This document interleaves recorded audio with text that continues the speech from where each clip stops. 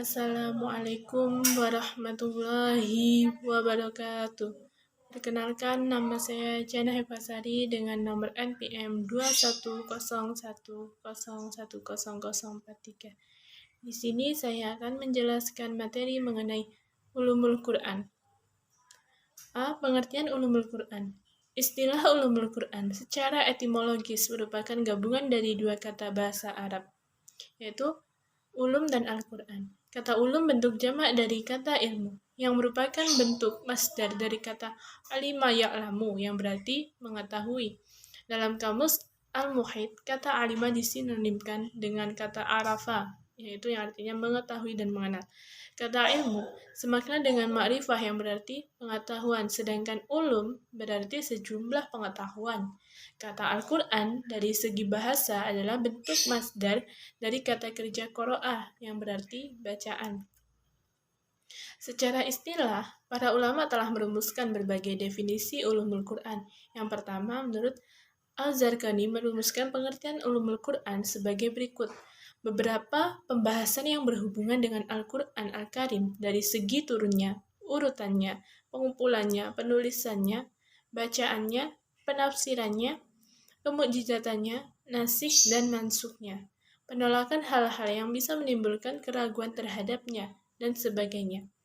Yang kedua, mana al-qatan, memberikan definisi bahwa ulumul Quran adalah ilmu yang mencakup pembahasan-pembahasan yang berhubungan dengan Al-Quran dari segi pengetahuan tentang sebab-sebab turunnya, pengumpulan Al-Quran, dan urutan-urutannya.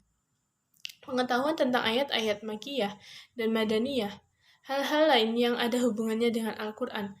Menurut T.M. Hasbi As-Sidqi, ulumul Quran ialah pembahasan-pembahasan yang berhubungan dengan Al-Quran dari segi nuzulnya, tertibnya, mengumpulnya, menulisnya, membacanya, dan menafsirkan ijaznya. Nasikh mansuknya, menolak syubhat-syubhat yang dihadapkan kepadanya. Definisi nomor 1 dan 2 di atas pada dasarnya sama, keduanya menunjukkan bahwa ulumul Quran adalah kumpulan sejumlah pembahasan yang pada mulanya merupakan ilmu-ilmu yang berdiri sendiri. Ilmu-ilmu ini tidak keluar dari ilmu agama dan bahasa masing-masing. B. Ruang lingkup dan pembahasan ulumul Quran. Berdasarkan pengertian ulumul Quran di atas, dapat dipahami tentang ruang lingkup ulumul Quran, yaitu semua ilmu yang berhubungan dengan Al-Quran berupa ilmu agama dan ilmu ibrah Al-Quran. Bahkan Asyuyuti sebagaimana dikutip oleh Ahmad Syadali memperluasnya, sehingga memasukkan kedokteran, ilmu ukur, astronomi, dan sebagainya ke dalam pembahasan ulumul Quran.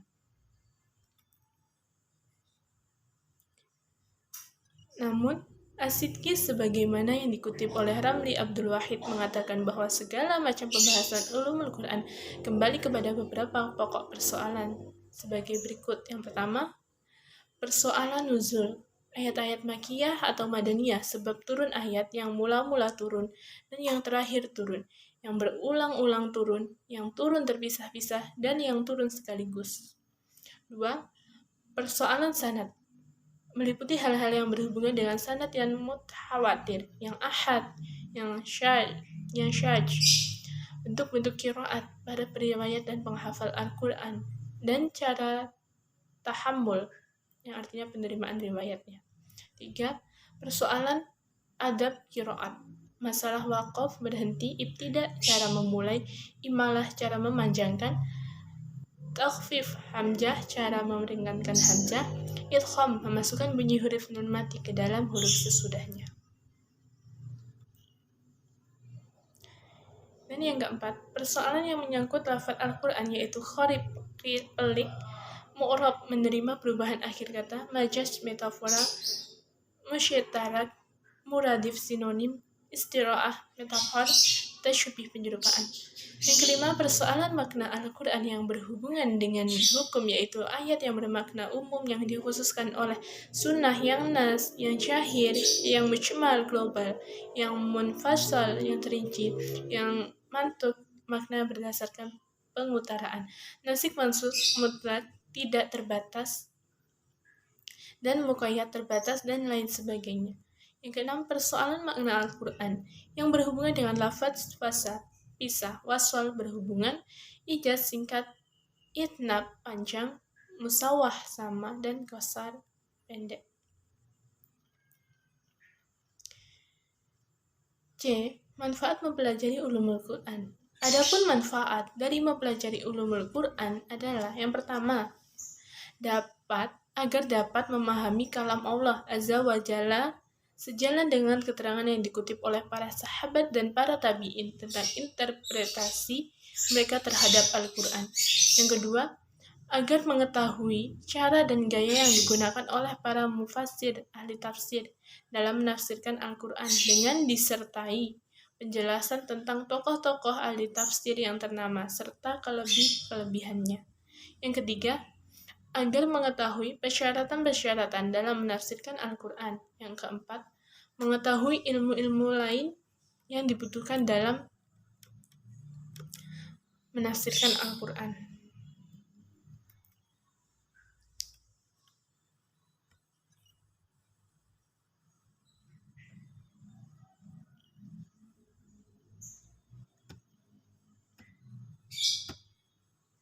Nah, hubungan ulumul Quran dengan tafsir juga dapat dilihat dari beberapa hal, yaitu fungsi ulumul Quran sebagai alat untuk menafsirkan, yaitu pertama, ulumul Quran akan menentukan bagi seseorang yang membuat syarah atau menafsirkan ayat-ayat Al-Quran secara tepat dapat dipertanggungjawabkan. Maka, bagi mafasir, ulumul Quran secara mutlak merupakan alat yang harus lebih dahulu dikuasai sebelum menafsirkan ayat-ayat Al-Quran. Yang kedua, dengan menguasai ulumul Quran, seorang baru bisa membuka dan menyelami apa yang terkandung dalam Al-Quran. Yang ketiga, ulumul Quran sebagai kunci pembuka dalam menafsirkan ayat Al-Quran sesuai dengan maksud apa yang terkandung di dalamnya, dan mempunyai kedudukan sebagai ilmu pokok dalam menafsirkan Al-Quran. B. Fungsi ulumul Quran sebagai standar atau ukuran tafsir. Apabila dilihat dari segi ilmu, ulumul Quran sebagai standar atau ukuran tafsir Al-Quran, artinya semakin tinggi dan mendalam ulumul Quran dikuasai oleh seorang mufassir, maka tafsir yang diberikan akan semakin mendekati kebenaran. Maka dengan ulumul Quran akan dapat dibedakan tafsir yang sahih dan tafsir yang tidak sahih. Ada juga beberapa syarat dari ahli tafsir mufassir, yaitu